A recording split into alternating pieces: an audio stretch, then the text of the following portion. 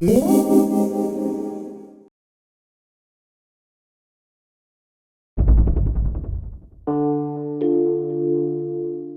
my birthday, I was gifted tickets by my sister to see MJ the Musical at the Schuster Center in Dayton, Ohio. The date of the show, June 25th, 2025, would also coincide with the 16th anniversary of Michael Jackson's death. For the past few years, I had heard great things about MJ the Musical from even the most critical of fans. I have wanted to see the show since its premiere at the end of 2021, but the opportunity did not present itself until now. We arrived about 45 minutes before showtime to allot time to shop at the Souvenir Boutique. This gray t-shirt with the MJ Musical logo on the front contains glitter in the white areas, adding a touch of sparkle to represent the rhinestones of Michael's glove and socks. These MJ the Musical socks feature the MJ portion of the logo on one side and the toe stand dance portion of the logo on the other. The entire sock, though hard to tell in the video, has a light sparkle throughout and pairs beautifully with the logo tee also shown in this video.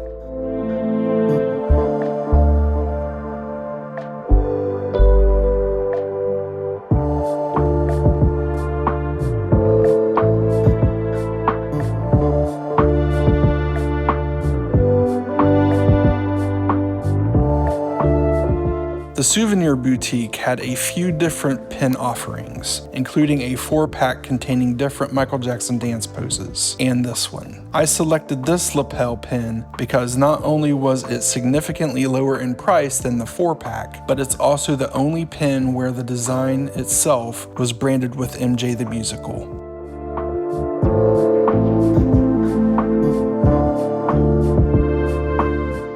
All the shirts on display in the Souvenir Boutique caught my eye first, but it was the Souvenir program book I grabbed first to purchase.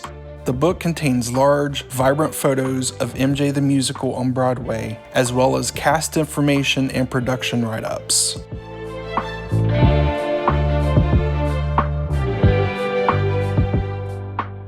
MJ the Musical was announced in June 2018 with a scheduled premiere for 2019, but was canceled due to the Actors Equity Association strike. The show was then scheduled to premiere on Broadway mid-2020, but was canceled due to the global pandemic. MJ the Musical finally premiered on Broadway as previews on December 6th, 2021, then officially opened on February 1st, 2022. The first national tour of North America started on August 1st, 2023, with its run scheduled to end on August 3rd, 2025. MJ the Musical in London, England, and Hamburg, Germany opened in 2024, followed by Sydney, Australia in early 2025. MJ the Musical won 4 Tony Awards out of its 10 nominations.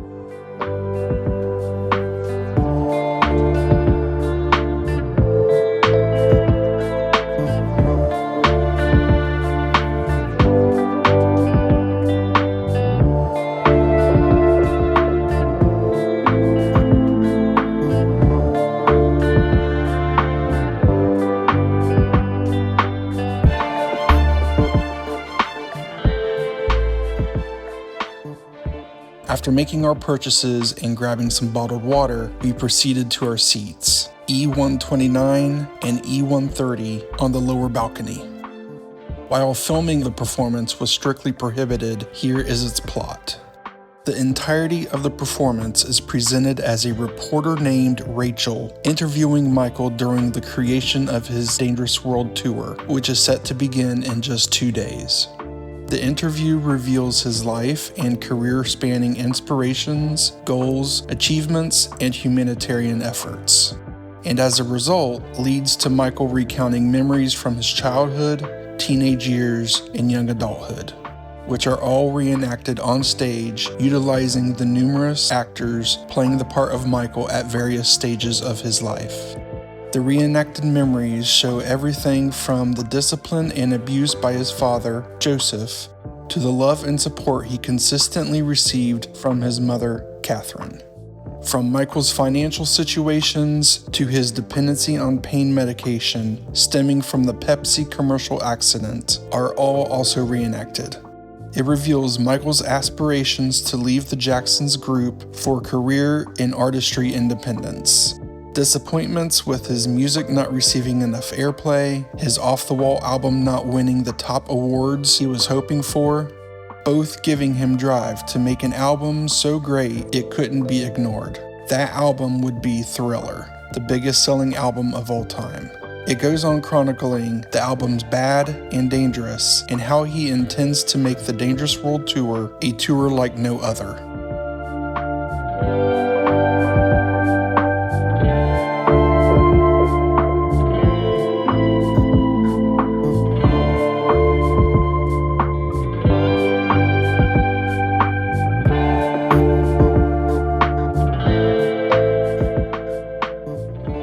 While the Souvenir Boutique offered this reusable shopping bag for $10, I don't know if it's considered to be part of the MJ the Musical merchandise line, as everything else sold in the boutique is also listed on the website, except for this reusable shopping bag. The bag might also only be an item offered at the boutiques.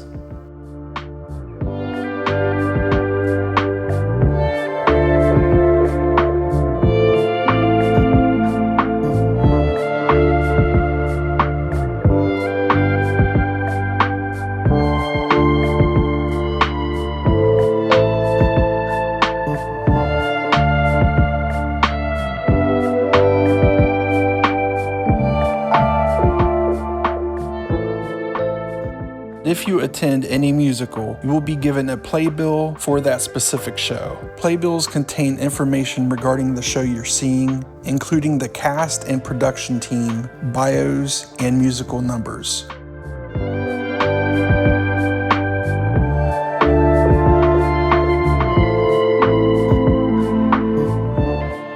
The live music, acting, dancing, storytelling, pace, set design, and lighting were all fantastic. The set design utilized physical props, spectacular bright and colorful lighting, and projector video effects, making the show feel more immersive. From laughs to tears, the range of emotion felt by the audience is notable too. A particular tender moment was during the I'll Be There performance, which started as a duet between Catherine and Little Michael, but mid-song and mid-note smoothly transitioned into a duet between Catherine and adult Michael. That transition represented Catherine as consistently being there as a loving and supportive mother to Michael throughout his life. A funny moment came when Michael was explaining to his manager, Rob, that this big, Dangerous World Tour opening idea came to him in a dream, and if they don't do it, God will give the idea to Prince. It was a fun, lighthearted moment that briefly touched on the rivalry between Michael and Prince, as big or as little as that rivalry may have been.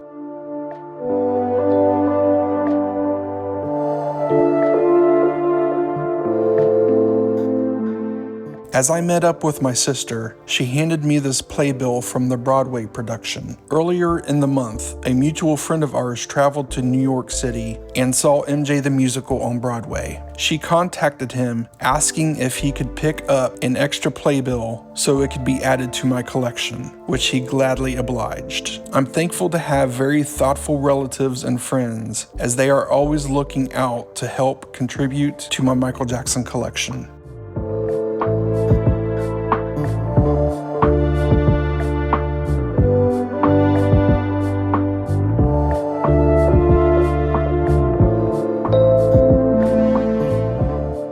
It was truly a remarkable show, leaving me with only one minor disappointment. Why did they not do a proper anti-gravity lean during Smooth Criminal? There was a lean, but it was achieved by fellow cast members holding MJ up, as opposed to the shoes locking to the floor for a self-supporting lean. However, that disappointment is countered by the fantastic toaster catapult jump as MJ the Musical's finale, ironically ending the musical as the Dangerous World Tour begins.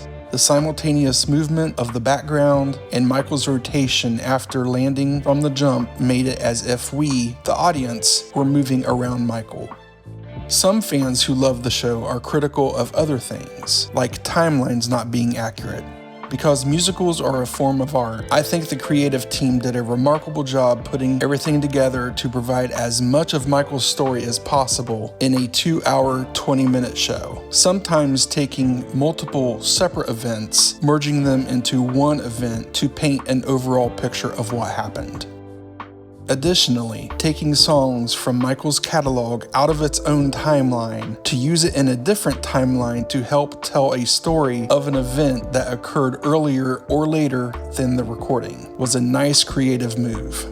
For example, the song Tabloid Junkie, released in 1995, was performed while Michael shared his disdain for tabloids during the interview with Rachel, which occurred in 1992.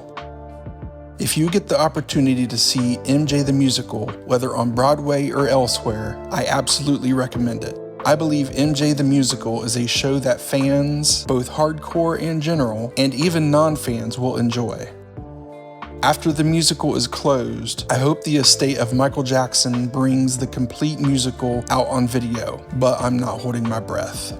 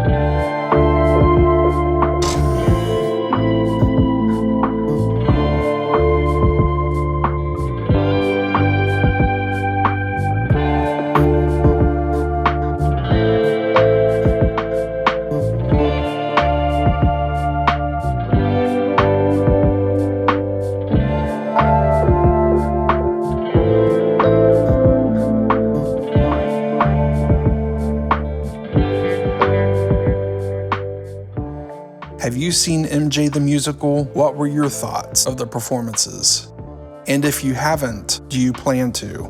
Let me know in the comments.